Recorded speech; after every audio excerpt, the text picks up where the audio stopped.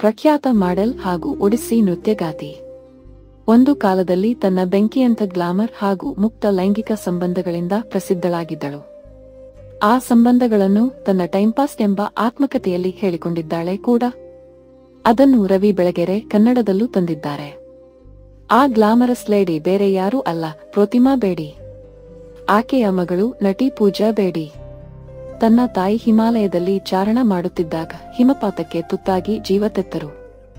ಅವರ ಶವ ಸಿಗಲೇ ಇಲ್ಲ, ಅದು ಎಲ್ಲೋ ಹಿಮದಡಿ ಸಮಾಧಿಯಾಗಿದೆ. ಆದರೆ ಇಂಥದೊಂದು ಸಾವನ್ನು ಸ್ವತಃ ಆಕೆಯೇ ಬಯಸಿದ್ದರು ಎಂದು ಪೂಜಾ ಬೇಡಿ ಹೇಳುತ್ತಾರೆ. ಪ್ರೋತಿಮಾ ಬೇಡಿ ಮಾಡೆಲ್, ಶಾಸ್ತ್ರೀಯ ಒಡಿಸ್ಸಿ ನರ್ತಕಿಯಾಗಿದ್ದವರು. ತಮ್ಮ ಕಾಲದ ಬಹು ಗ್ಲಾಮರ್ ವ್ಯಕ್ತಿ.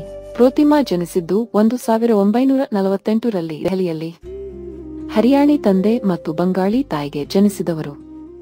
1960ರ ದಶಕದಲ್ಲಿ ಆಕೆ ಮಾಡೆಲಿಂಗ್ ಕೆರಿಯರ್ ಪ್ರಾರಂಭಿಸಿದರು. ಆಕೆ ಜೀವನದಲ್ಲಿ ಮಾಡಿದ ಒಂದು ಗ್ಲಾಮರಸ್ ಕೃತ್ಯಕ್ಕಾಗಿ ಈಗಲೂ ಅಂದಿನ ಯುವಕರು, ಈಗಿನ ವೃದ್ಧರು ಆಕೆಯನ್ನು ನೆನಪಿಸಿಕೊಳ್ಳುತ್ತಾರೆ.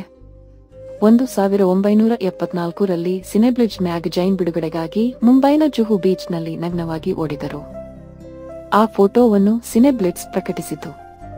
ಪ್ರೋತಿಮಾ ರಾತ್ರೋರಾತ್ರಿ ದೇಶದ ಮನೆಮಾತಾದರು.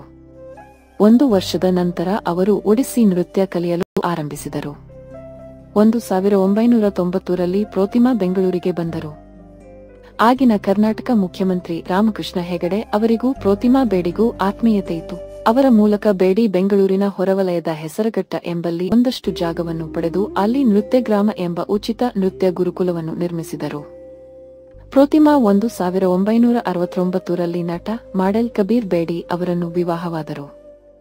1974ರಲ್ಲಿ ಇಬ್ಬರು ಬೇರ್ಪಟ್ಟರು. ಈ ಜೋಡಿಗೆ ಇಬ್ಬರು ಮಕ್ಕಳು, ಪೂಜಾ ಮತ್ತು ಅವರ ಸಹೋದರ ಸಿದ್ಧಾರ್ಥ್. 1997ರಲ್ಲಿ ಆತ್ಮಹತ್ಯೆ ಮಾಡಿಕೊಂಡ. ಅವನ ಮರಣದ ನಂತರ ಪ್ರೋತಿಮಾ ನಿವೃತ್ತಿ ಘೋಷಿಸಿದರು. 18 ಆಗಸ್ಟ್ 1998ರಂದು ನಿಧನರಾದರು.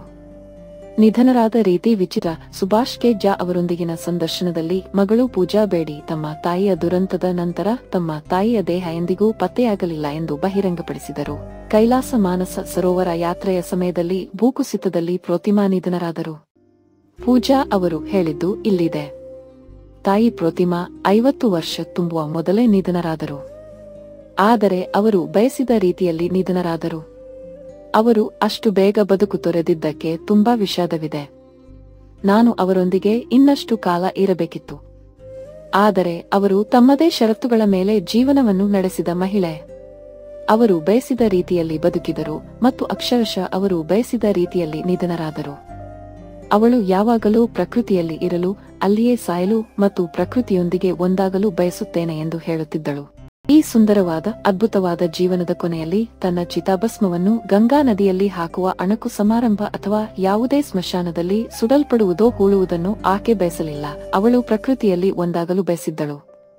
ಅದು ಒಂದು ಭವ್ಯವಾದ ಅಂತ್ಯಕ್ರಿಯೆಯಾಗುತ್ತದೆ ಮತ್ತು ಅದು ಆಕೆ ಬಯಸಿದಂತೆಯೇ ನಡೆಯಿತು. ಅವಳ ದೇಹವು ಎಂದಿಗೂ ಸಿಗಲಿಲ್ಲ. ಆಕೆ ವಿಶ್ವದೊಂದಿಗೆ, ಭೂಮಿಯೊಂದಿಗೆ ಒಂದಾದಳು ಎಂದು ಪೂಜಾ ಹೇಳಿದ್ದಾರೆ.